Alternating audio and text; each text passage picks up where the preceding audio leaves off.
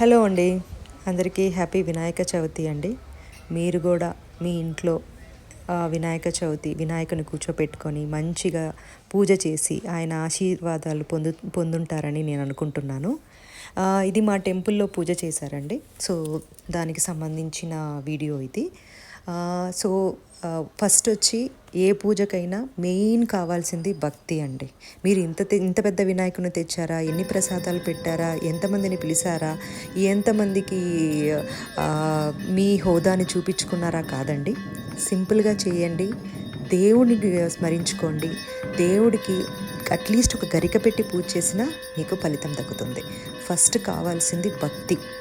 భక్తితో కూర్చొని ప్రశాంతంగా మీ బాధలని కానీ ఇంకొకటి కానీ మర్చిపోయి ఏ 10 నిమిషాల్లో ఒక 1 అవర్ మీరు పూజ చేసే విధానం ప్రకారంగా ఆడ కూర్చొని ప్రశాంతంగా పూజ చేయండి. మీ మనసుని దేవుడి మీద నిమగ్నం చేయండి, మీకు అన్ని శుభాలే జరుగుతాయి. Thank you. Once again happy Vinayaka Chavithi అండి. హారతి ఇస్తున్నారు, అందరూ తీసుకోండి, అన్ని శుభాలే జరుగుతాయి. ఎప్పుడు ఎవరికి థ్యాంక్ యూ, బాయ్.